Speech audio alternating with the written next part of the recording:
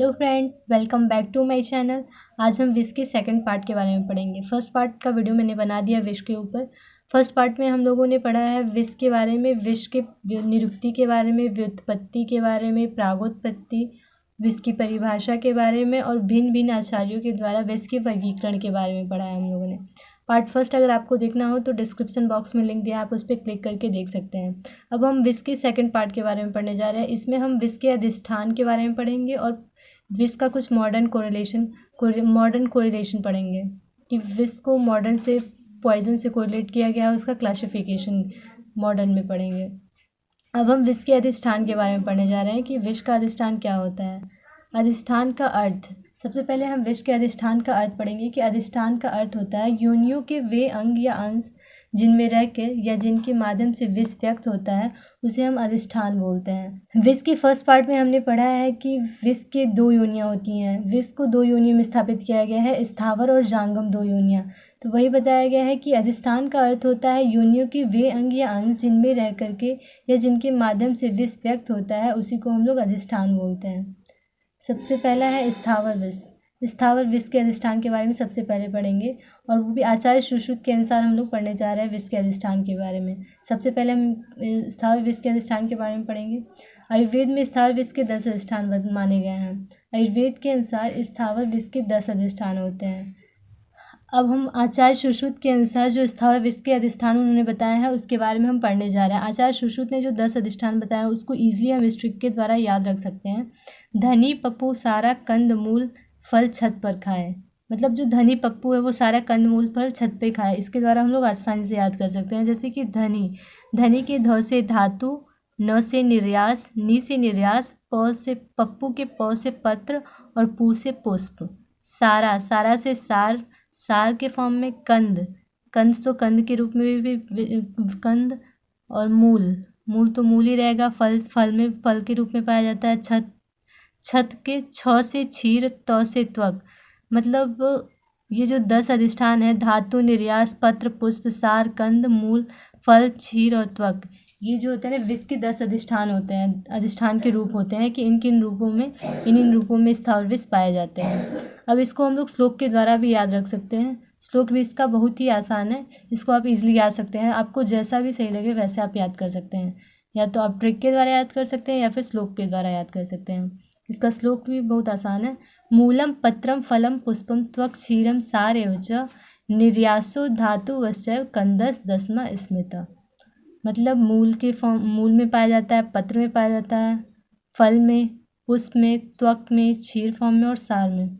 निर्यास भी है, धातु और कंद। ये जो है 10 स्थावर विश के अधिष्ठान है। अब हम आचार्य सुश्रुत के अनुसार जांगम विश के अधिष्ठान के बारे में पढ़ेंगे।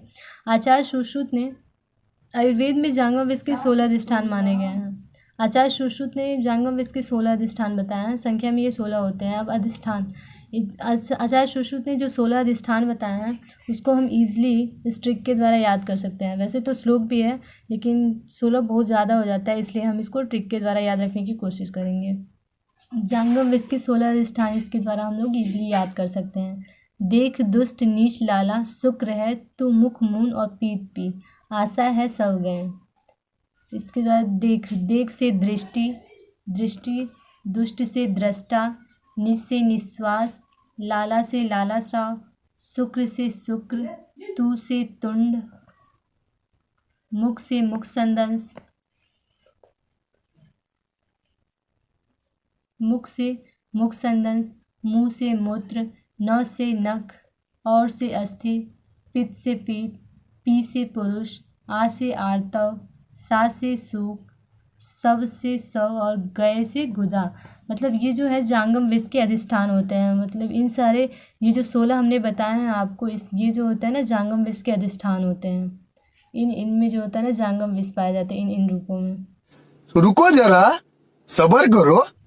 अभी तक हम लोगों ने विश के अधिष्ठान के बारे में पढ़ लिया है कि विश के जो होते हैं ना, विश की 2 योनियाँ होती हैं। विश के जो अधिष्ठान होते हैं उसी के अनुसार हम लोग पढ़ते हैं। आचार्य सुश्रुत के अनुसार हम लोगों ने स्थावर विश के 10 अधिष्ठानों के बारे में पढ़ा कि उसको किस ट्रिक के द्वारा इजीली याद कर सकते हैं। उसमें जो श्लोक है वो भी बहुत छोटा सा है उसको भी हम याद कर सकते हैं आसानी से। और जो जांगम विष की 16 अधिष्ठान है उसको भी हम लोग पढ़ चुके हैं कि कैसे याद रखेंगे। अब हम जो विष है उसके मॉडर्न उसमें उसे हम पॉइजन बोलते हैं, उसके बारे में थोड़ा सा पढ़ेंगे और उसकी क्लासिफिकेशन के बारे में पढ़ेंगे। पॉइजन का डेफिनेशन है a substance which on digestion, inhalation, absorption, injection और development within the body in relatively small amount produce injury to the body by its chemical action. मतलब एक ऐसा सब्सटेंस जिसके डाइजेशन की वजह से, इनहेलेशन की वजह से, एब्जॉर्प्शन की वजह से, इंजेक्शन या फिर डेवलपमेंट, हमारी बॉडी के अंदर अगर वो स्मॉल अमाउंट में भी होता है, अगर उसका डाइजेशन हो जाए, इनहेलेशन हो जाए, एब्जॉर्प्शन हो जाए, इंजेक्शन या फिर डेवलपमेंट की वजह से उसमें हमारी बॉडी में इंजरी प्रोड्यूस हो उसके केमिकल एक्शन की वजह से, तो उसे हम लोग पॉइजन बोलते हैं। अब हम पॉइजन की क्लासिफिकेशन के बारे में पढ़ेंगे। पॉइजन का क्लासिफिकेशन दो तरह से किया गया, एक तो मेडिको लीगल एस्पेक्ट के बेसिस पे और दूसरा मोड ऑफ एक्शन के बेसिस पे। अभी हम इसको बारी बारी से पढ़ेंगे। सबसे पहले हम classification of poison on the basis of medico legal aspect के बारे में, मेडिको लीगल एस्पेक्ट के बेसिस पे हम लोग पॉइजन का क्लासिफिकेशन पढ़ेंगे। ये कई तरह के होते हैं इसके बेसिस पे पॉइजन। होमिसाइडल पॉइजन होता है। होमिसाइडल पॉइजन वो होता है the substance which use to intention to kill the other person. मतलब ऐसा सब्सटेंस जिसका प्रयोग हम लोग दूसरे पर्सन को किल करने के लिए करते हैं उसे होमिसाइडल पॉइजन बोलते हैं। जैसे कि अफीम हो गया, मरकरी हो गया, कॉपर हो गया और एब्रस प्रिकेटोरियस हो गया। दूसरा होता है suicidal poison. The substance which use to kill self is called suicidal poison. मतलब ऐसा सब्सटेंस जिसका प्रयोग हम लोग खुद को मतलब मारने के लिए करते हैं उसको हम लोग सुसाइडल पॉइजन बोलते हैं। जैसे कि अफीम हो गया, पोटेशियम साइनाइड हो गया, ये जो होता है ना सुसाइडल पॉइजन्स में आते हैं। तीसरा है accidental poison. The substance which give harmful effect by use when use by mistake. मतलब एक ऐसा सब्सटेंस जिसका यूज हम लोग मतलब मिस्टेक से कर लेते हैं और वो हार्मफुल इफेक्ट शो करता है, उसे हम लोग एक्सीडेंटल पॉइजन बोलते हैं। चौथा है cattle poisoning. The substance which use to kill domestic animals is known as cattle poisoning. मतलब एक ऐसा सब्सटेंस जिसका प्रयोग हम लोग कैटल को किल करने के लिए करते हैं उसे हम लोग कैटल पॉइजनिंग बोलते हैं। जैसे कि एब्रस प्रिकेटोरियस और कैलोट्रोपिस होता है। पांचवा है फूड पॉइजनिंग के बारे में हम लोग जानते ही हैं। और छठवां है ड्रग डिपेंडेंसी। और सातवां है abortifacient. The substance which use to abort the foetus is known as abortifacient. मतलब एक ऐसा सब्सटेंस जिसका यूज जो होता है ना फिटस को अबॉर्ट करने के लिए किया जाता है उसे एबॉर्टिफेशिएंट बोला जाता है। इसका एग्जाम्पल होता है जैसे कि क्यूनिन हो गया और चित्रक हो गया, ये जो होता है ना दोनों एबॉर्टिफेशिएंट होते हैं। और लास्ट है stupefying poison. The substance which use to stupefy the person by thicks is called stupefying poison, like datura और भांग। अब हम classification of poison on the basis of mode of action के बेसिस पढ़ेंगे। पॉइजन का classification हम लोग mode of action के basis पढ़ेंगे। इसके पहले हम लोगों ने मेडिको लीगल एस्पेक्ट के बेसिस पे पॉइजन का क्लासिफिकेशन पढ़ा था। अब हम मोड ऑफ एक्शन की बेसिस पे पॉइजन का क्लासिफिकेशन देखेंगे। पॉइजन को मेनली 5 पार्ट में डिवाइड किया गया है, कोरोसिव, इरिटेंट, न्यूरोटॉक्सिन, कार्डियोटॉक्सिन और एस्फैक्सिएंट।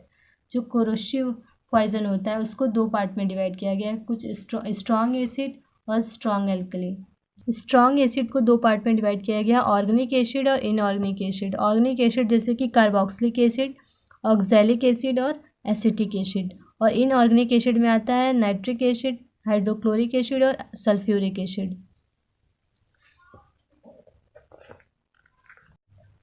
स्ट्रॉन्ग एसिड के बारे में हम पढ़ चुके हैं। अब स्ट्रॉन्ग एल्कली जैसे सोडियम हाइड्रोक्साइड और सोडियम कार्बोनेट।